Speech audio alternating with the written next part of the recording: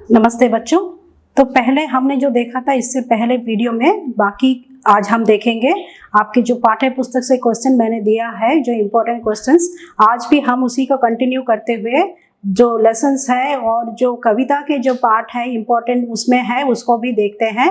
और आज इस वीडियो में क्या क्या हम देख सकते हैं, क्या देख रहे हैं उसको देखते हैं। तो आज हम कारतूस जो लेसन है वो देखेंगे।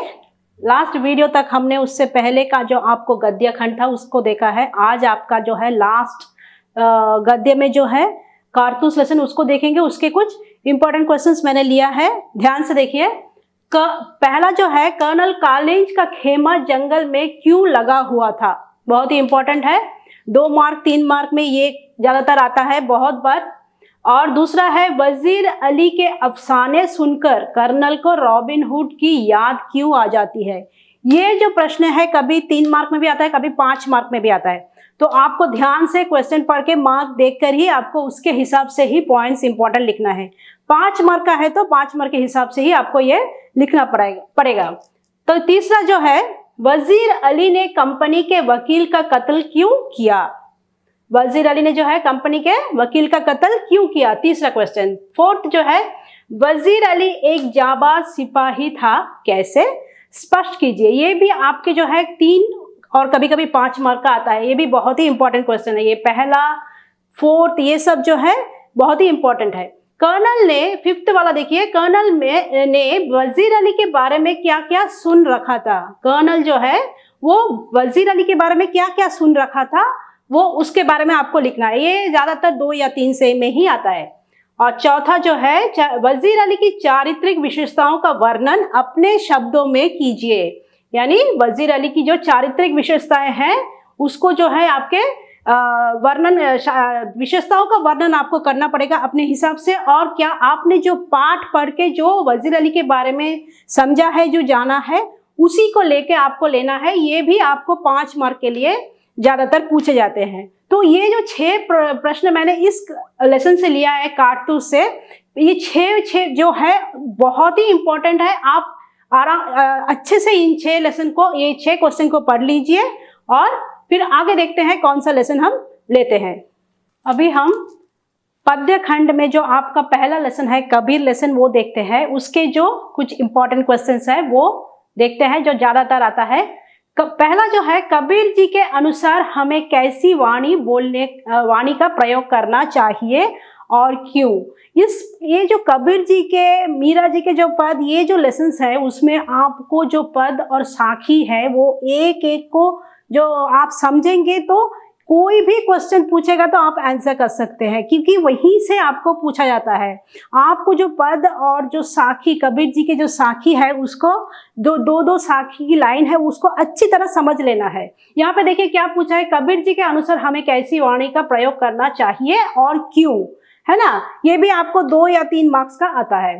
सेकंड जो है, कबीर जी ने निंदक को अपने पास रखने की बात क्यों की। आपको क्वेश्चन पढ़कर ही ये समझ जाना चाहिए कि कौन सा पद से, कौन सी साखी से लिया गया है ये, और साखी का ही आपको जो एक्सप्लेनेशन वहां पे आंसर में देना है कि साखी में कबीर जी ने क्या कहा है। पर्टिकुलर ये 2 जैसे क्वेश्चन को फॉर्म किया गया है वही उन्हीं साखी के पदों को लेकर लिया गया है। जैसे निंदक को अपने पास रखने की बात क्यों की।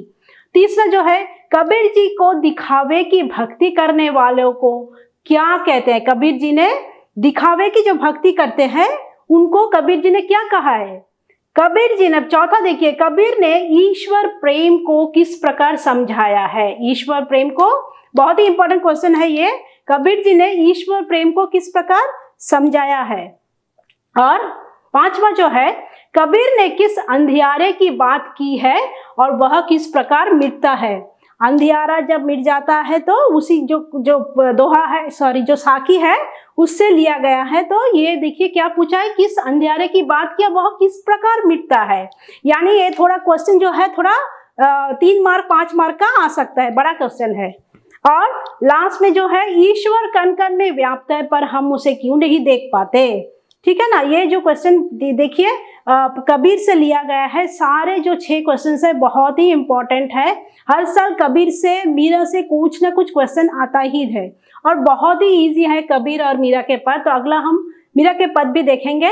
तो ये कबीर जी के जो 6 क्वेश्चन है ये अच्छी तरह आप देख लीजिए और जो साखी के जितने साखिया जो है वहाँ जो लेसन में वो अच्छी तरह आप पढ़ के अच्छी तरह समझ लीजिए। आप एक बार साखी को समझ जाएंगे तो कोई भी क्वेश्चन वहां से पूछेगा तो आपको आंसर देना बहुत ही इजी होगा।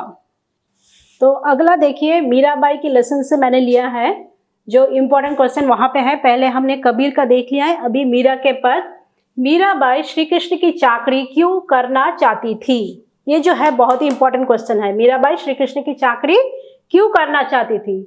मीराबाई ने श्री कृष्ण के रूप सौंदर्य का वर्णन कैसे किया? ये सब जो है 2, 3, 5 मार्क कभी कभी आता है। मीराबाई श्री कृष्ण से क्या प्रार्थना कर रही है? तीसरा क्वेश्चन। चौथा है वे श्री कृष्ण को पाने के लिए क्या क्या कार्य करने को तैयार है? ये चौथा भी बहुत इंपॉर्टेंट है। तो मीराबाई से मैंने 4 क्वेश्चन लिया है जो बहुत ही बार बार पूछे जाते हैं, इंपॉर्टेंट है। आप जो है अच्छी तरह पद को पढ़ लीजिए। मीराबाई के जो पद है बहुत ही आसान है। कहीं से भी आपको कभी हो सकता है 4 लाइन का पद दे दे और पूछे कि वो उसका जो आशय स्पष्ट कीजिए। तो इसलिए अच्छी तरह आप पद को जो है पढ़ लीजिए, समझ लीजिए और बहुत ही इजी है ये मीराबाई के जो पद है। तो ये चारों इंपॉर्टेंट क्वेश्चन मैंने लिया है। और अगला जो है आपका पर्वत प्रदेश में पावस, वो उस लेसन से जो है कुछ क्वेश्चन लिया है मैंने। सहस्र दृक् सुमन से क्या तात्पर्य है? कवि ने इस पद का प्रयोग किसके लिए किया होगा?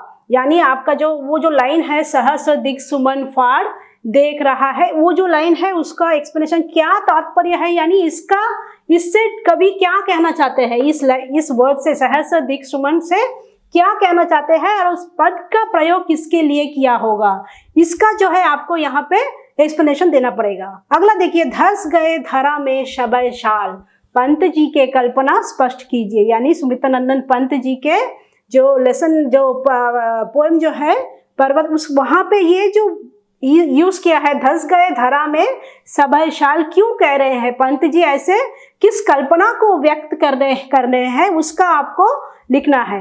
और अगला है पर्वत के चरणों में फैले ताल की तुलना कवि ने किससे और क्यों की? यानी पर्वत के चरणों में फैले ताल की तुलना, जो पर्वत के नीचे जो कविता में लिखा है उसके पर्वत के नीचे गिरी के नीचे जो ताल है उसकी तुलना कवि ने किससे की और क्यों की?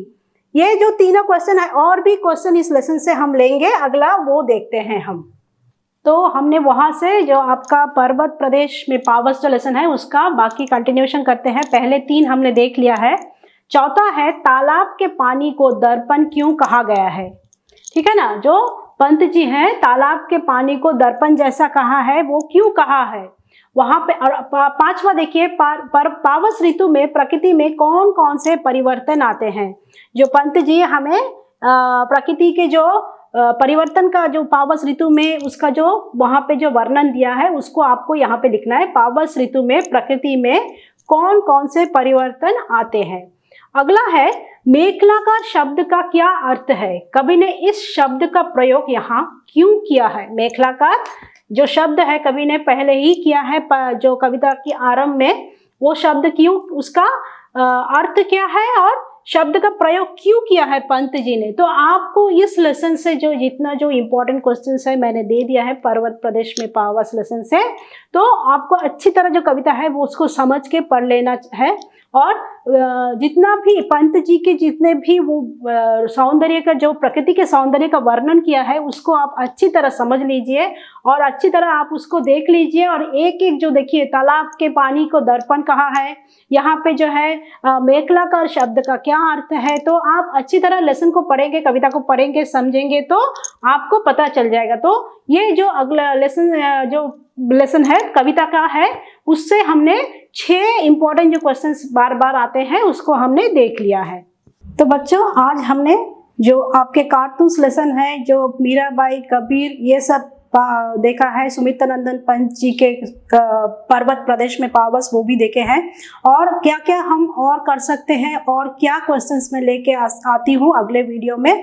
तो आशा करती हूँ कि जो मैंने दिया है, जितने क्वेश्चंस मैं दे रही हूँ इम्पोर्टेंट, ये सब आपके काम आएंगे, ये आपके जो मेन एग्जाम है इसके काम आएंगे।